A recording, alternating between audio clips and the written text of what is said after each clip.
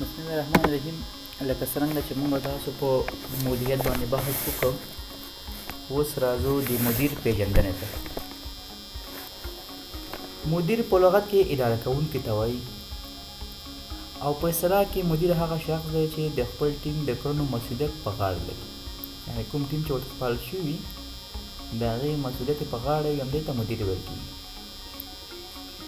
یا مدیر هغه څوک دی چې په اداره کې همغږي رامنځته کوي او د نورو د کارونو د څارنې او نظارت دنده پر غاړه لري تر څو په پایله کې د سازمان ټاکل شوي اهداف ترلاسه شي.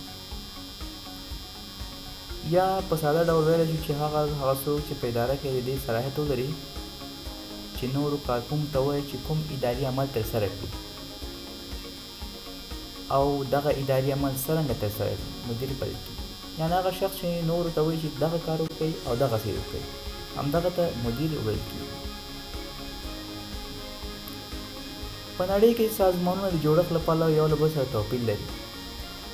دې ته ورته په همدغه سازمانونو کې مدیرانو شمېر او مسؤلیتونه هم د اندازې له مخې سره توپیر لري، چې موضوع د ښه پوهېدنې په خاطر د دندو له مخې د مدیرانو ډولونو باندې بحث کوو او په دې بل څه کې تر بحث لاندې نیسو. اوس راځو د دندو له مخې د مدیرانو ډولونو ته. په اداراتو کې د مدیرانو او د هغوی ډولونه له بېلابېلو اړخونو څخه تر بحث لاندې نیول کېږي، چې یو له هغوی څخه د دندو او صلاحیتونو پر بنسټ د مدیرانو طبقه بندي یا ویشنه ده. یعنې د ځینو مدیرانو دندې او صلاحیتونه لږ او د ځینو مدیرانو دندې او صلاحیتونه ډېر او د ځینو بیا بېلو بېلو حالاتو پورې تړاو لري. په ټوله کې یو اداره کې د مدیرانو په عمومي توګه په درې برخو باندې تقسیمیږي یا ویشل کېږي، چې د مدیرانو دغه ویشنه تر ډېره د هرم په بڼه ښودل کېږي، لکه څنګه چې تاسو د شکل کې معلومیږي. ځکه چې په هر هغه ویش یا طبقه بندۍ کې چې د صلاحیت او مسؤلیت د کشرتوب او مشرتوب او یا هم د اندازې موضوع مطرح کېږي، هغه له پورته څخه ښکته او یا هم له ښکته څخه پورته د هرم په شکل بڼه ښودل کېږي، چې د مدیرانو دغه درې ډوله عبارت دي له لوړپوړي مدیران، منځپوړي مدیران او له ټیټپوړو مدیرانو څخه.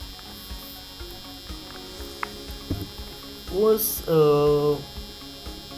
هر یو مدیر یعنې لوړپوړی مدیر بېل توضیح کوو، منځپوړی مدیر بېل توضیح کوو او ټیټپوړي مدیران او بېل توضیح کوو. همدارنګه د هغوی دندو څخه هم یادونه کوو او په یوه خبره یادونه وشي باید چې د ټیټپوړي مدیرانو چې لاندې کوم کسان دي هغه بیا نن منیجیریل امپلایز دي یا غیر مدیریتي کارکوونکي دي، چې هغه مدیران نه دي، هغوی ته بیا کارکوونکي ویل کېږي.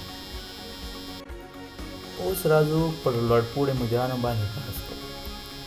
د دندو او صلاحیتونو له مخې د مدیرانو په ویشنه کې تر ټولو لوړ او د پراخ واک لرونکي مدیران همدغه ډله مدیران دي، چې په اداره کې د پلان او پالیسۍ جوړونې او تصمیم نیونې ترڅنګ د منځپوړو او ټیټپوړو مدیرانو او نورو کارکوونکو له کړنو څخه د څارنې او نظارت واک هم لري، لکه رئیسان، اجرایوي رئیسان، معاونین، وزیران، معینان او داسې نور. دا مدیران د یو سازمان په راس کې قرار لري او اکثرا وخت په خصوصي شرکتونو کې د شرکت مالکان دي، چې د بشپړ واک او صلاحیت څخه برخمن وي. لوړپوړو مدیرانو ته د منځپوړو مدیرانو خپلې ستونزې وړاندې کوي چې په اړه یې تصمیم نیسي. همدارنګه دوی ته د منځپوړو مدیرانو لخوا د ادارې د سمون او بهبود لپاره وړاندیزونه او پیشنهادات وړاندې کېږي، چې په اړه یې دوی پرېکړې کوي. او دا ډله مدیران د سازمان د سمون لپاره د منځپوړو مدیرانو د کړنو څخه څارنه کوي او صلاحیت کوي تر څو یو څوک د سازمان په داخل کې په دنده باندې وګماري. اوس راځو په بل سلاید کې د لوړپوړو مدیرانو په دندو باندې بحث کوو. لکه څرنګه چې په تېر سلاید کې لوړپوړو مدیران مو وپېژنده، اوس راځو د لوړپوړو مدیرانو دندو ته. لوړپوړي مدیران ځینې ځانګړي او خاص دندې لري، چې په لاندې توګه تاسو ګورئ چې هر یو توضیح شوی او هر یو تاسو ته ښودل شوی په سلاید کې. د ادارې لپاره د اهدافو ټاکل او د هغو د راسړولو لپاره اوږدمهاله پلانونه جوړول چې ټول سازمان په بر کې نیسي. همدارنګه په سازمان کې پر حیاتي او د اهمو مسایلو پر تصمیم نیول، لکه سازمان جوړښت ته تغییر ورکول یا نوې ټکنالوژي په سازمان کې ځای په ځای کول. د ادارې بېلابېلو برخو نظارت او ارزیابي کول او د هغوی سره مرسته کول.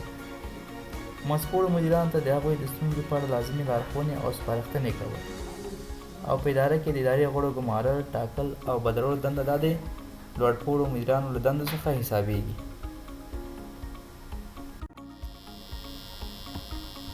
د لوړپوړو مدیرانو پسې اوس راځو په ټیټپوړو مدیرانو باندې بحث کوو چې دې ته میډل آرډر منیجرز ویل کېږي په انګلیسي کې. البته هغه مدیران چې د لوړپوړو او ټیټپوړو مدیرانو ترمنځ اړیکې ټینګوي او د لوړپوړو او ټیټپوړو مدیرانو ترمنځ چې کومه تشه شتون لري هغه ډکوي، هماغوی ته منځپوړي مدیران ویل کېږي.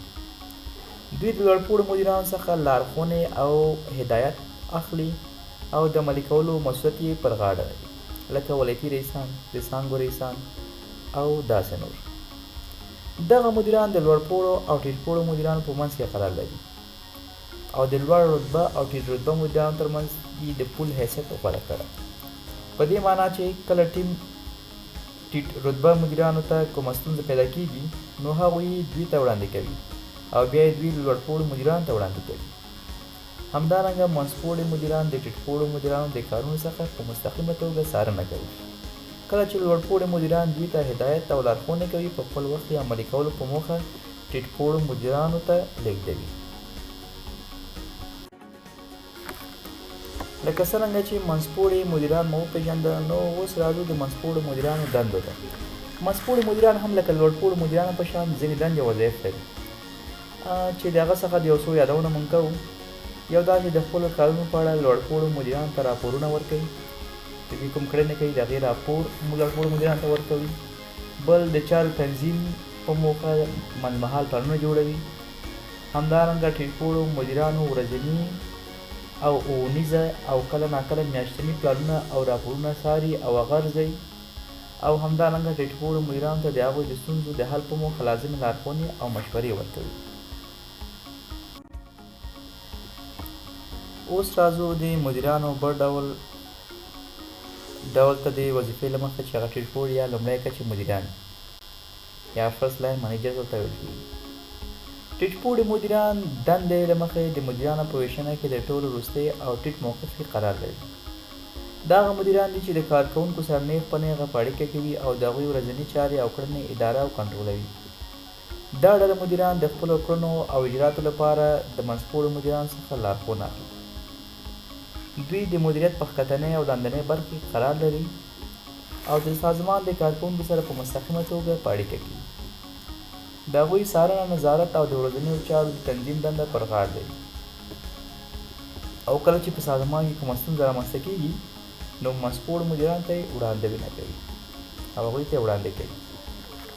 دا د ټیټپوړو مدیرانو پېژندنه. اوس راځو په دې بل سلاید کې د دوی په دندو باندې بحث کوو. د ټیټپوړي مدیرانو دندې په لاندې ډول باندې دي. په اداره کې راپیدا شوي ستونزې د حل په موخه منځپوړو مدیرانو ته وړاندې کول، یعنې کوم ستونزې چې په اداره کې راپیدا کېږي نو دغه ستونزې چې دي دا باید منځپوړو مدیرانو ته وړاندې کړي. همدارنګه په مستقیمه توګه د کارګر او کارکوونکو سره اړیکه او رابطه ساتل او د هغوی د کارونو څخه نظارت او ورځنیو چارو تنظیمول دي او همدارنګه د ورځنیو دندو تنظیم په موخه د کارکوونکو په سلا مشوره د لایحو جوړول. دغه ډلهبندي په هره اداره کې داخلي جوړښت په کتو سره موږ مدیران په دې برخو ویشلی شو، ځکه چې هر سازمان داخلي جوړښت د بل سازمان له جوړښت سره فرق لري. مثال په توګه که وغواړو چې د استعلاتو کمپنۍ مدیرانو په دغه ډلبندي وویشو نو هغه به د ننګرهار د سپین غر مالګې سره قانون توپیر ولري، ځکه هلته او دلته په جوړښت زیات توپیر شتون لري. نو په داخلي برخه کې سازمانونه فرق یې همدغسې د مدیرانو کچې هم پکې توپیر کوي.